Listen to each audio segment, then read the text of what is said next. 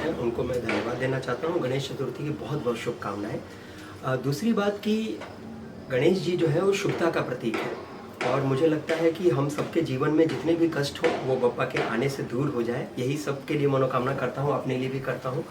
और बप्पा तो इसके लिए जाने जाते हैं, हमें बुद्धि दे, बल दें, क्योंकि इनके सामने तो सारे विघ्न दूर हो जाते हैं। तो हमारा मकसद यही है कि पूरे समाज के लिए, बिकॉज अभी हमने इतनी बड़ी समस्या कोविड देखी पूरे मानव जाति के लिए, तो ये सब बप्पा लेके जाएं और हम सब लोग फिर से एक नई ज़िंदगी में नए काम के साथ और पूरी ऊर्जा के साथ लगे रहें।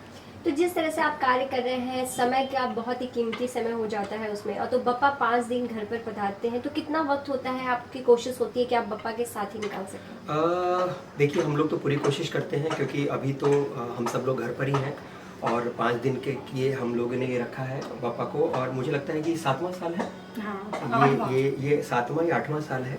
और ये जब आते हैं तो एक आपके अंदर ना एक पॉजिटिविटी आती है, एक बहुत एनर्जी आप महसूस करते हैं। तो मुझे लगता है कि ये हमारे पूरे साल भर के लिए एक कोटा होता है कि बप्पा आए, हम उनकी सेवा करें, उनकी आरती करें और फिर अपनी ताकत से लग जाएं। आप क्या कहना चाहेंगे, क्या शुभकामनाएं होंगी गणेश उत्सव की, और किस तरह से मूर्ति जब आप बप्पा की लेने जाती हैं तो मूर्ति का चयन आप किस प्रकार करती हैं कि कौन से बप्पा हैं जो आपके घर में आएंगे? ऐसा तो हर रूप में बप्पा, हर तरह का जो भी है डिज़ाइन दिखने को मिलता है, मूर्ति का तरह तरह की मूर्तियाँ मिलती हैं। लेकिन मैं चाहती हूँ कि चूँकि एक आर्टिस्ट हूँ तो आर्टिस्ट के दिन हमेशा रहता है आर्टिस्टिक गणपति आए थोड़ा सा। तो मैंने इस बार भी जो लिया है गणपति वो ध्रुम बन करके था, धुरमण, और इनका जो सर पे आप देख रहे होगे कि इनके नहीं है पगड़ी वगड़ी कुछ नहीं है, तो थोड़ा डिफरेंट लगा मुझे। और इनके कान बड़े बड़े डेकोरेशन किए हुए हैं, तो ये मुझे अच्छे लगे, तो मैं बोली कि मुझे ये चाहिए। और नो डाउट कि जितनी 5 दिन ये रहते हैं, सुबह शाम आरती भोग लगाना, तो एक शेड्यूल जो होता है हमारा वो शूटिंग लाइन में बहुत व्यस्त रहता है, कभी भी हम पूजा पाठ को उतना ध्यान नहीं दे पाते हैं। लेकिन ये 5 डेज ऐसा लगता है कि मैं रम जाऊँ बाबा की भक्ति में, और बहुत अच्छा लगता है 5 डेज। तो एक आर्टिस्ट के लिए मुश्किल होता है समय का और एक जगह पर रहना, तो यहाँ पर आप किस तरह से रहते हैं? और लोगों के मन में, फैंस के मन में एक सवाल हमेशा होता है, क्या आप किचन में भी जाती हैं? तो क्या आप भी किचन में जाती हैं इस दौरान बप्पा के लिए कुछ भोग लगाने के लिए, उनके लिए कुछ बनाती हैं? बिल्कुल बिल्कुल, मैं अपने सभी दर्शकों को यही बोलना चाहूँगी कि 5 डेज तो मैं सुबह शाम जितना भी होता है कोशिश करती हूँ घर का ही भोग लगाऊँ, घर का ही मोदक से लेकर के हर चीज़ मैं खुद ही बनाती हूँ। और बप्पा इतने, मतलब मैं भाग्यशाली मानती हूँ कि मेरे घर पे आए हैं, तो मैं कभी भी रेडीमेड चीज़ें नहीं लाती हूँ, मैं खुद किचन में करके और सुबह शाम का भोग लगाना, आरती लगाना मैं खुद ही कर देती हूँ। और ऐसे भी मुझे किचन में बहुत रुचि है, तो सब लोग बोलते हैं मैं अच्छा कुक कर लेती हूँ, तो इसलिए मैं जो भी बनाती हूँ मैं खुद बनाती हूँ। और अभी आपके अपकमिंग प्रोजेक्ट कौन कौन से हैं जो अपकमिंग है, और बप्पा से क्या विनती होगी इस प्रोजेक्ट के लिए, क्योंकि कोविड के चलते काफ़ी कुछ बन जी है। बिल्कुल, फर्स्ट ऑफ ऑल बप्पा से यही रिक्वेस्ट करूँगी और विनती करूँगी कि बप्पा इस धरती से कोरोना को ले जाइए।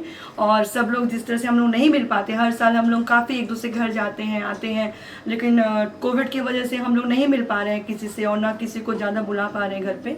तो कहीं ना कहीं बप्पा को ये मैसेज देना चाहती हूँ कि ये कोविड की वजह से हो रहा है, बप्पा आप लेके जाओगे तो सब एक दूसरे से मिल पाएंगे, सेलिब्रेशन में और मतलब मज़ा आएगा।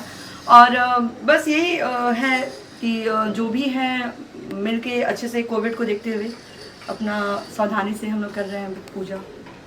आप क्या कहना चाहेंगे, कोविड का कितना असर पड़ा है? क्योंकि जब गणपति बप्पा घर पर आते हैं लोगों का आना जाना होता है, लेकिन इसका कितना असर देखने को मिल रहा है कि इस बार वो चीज़ें वो उत्सव नहीं हो पा रहा है? देखिए, असर तो बिल्कुल मिलता है क्योंकि एक तो क्या है कि मुंबई में भी इस समय सारे पंडाल में जो श्रद्धालु हैं, जो दर्शक हैं, उनका बहुत हद तक भीड़ जुटाना ये मना है। पर मुझे लगता है कि हम सबको ये ध्यान रखना है कि हम सावधानी के साथ जाएं। हम कहीं बाहर भी निकल रहे हैं तो हम तो वो नियम जो है कोरोना के, उनका पालन करते ही हैं। और मुझे लगता है कि हमारे जितने भी त्यौहार हैं, न सिर्फ गणेश चतुर्थी या गणपति बप्पा, जितने भी त्यौहार हैं, जब तक हमारे पूरे भारत देश में वैक्सीनेशन, और स्पेशली महाराष्ट्र में, क्योंकि ये जो मेट्रो शहर हैं यहाँ पे लोगों का आना जाना ज़्यादा रहता है, यहाँ पे पूरी तरह से वैक्सीनेशन ना हो जाए तब तक हमें ये सावधानी बरतनी चाहिए। और बाकी तो ईश्वर है, तो वो हम सबका ध्यान रखते ही हैं। तो वैक्सीन की डोज आपने ले ली है? बिल्कुल ले ली है, फर्स्ट सेकंड दोनों? फर्स्ट डोज ले ली है। और मैं जितने भी हमारे दर्शक हैं उन सबसे भी यही कहूँगा कि वो ज़रूर वैक्सीन लगवाएं, बिकॉज वैक्सीन सिर्फ आपके लिए नहीं है, ये हम सबके लिए है।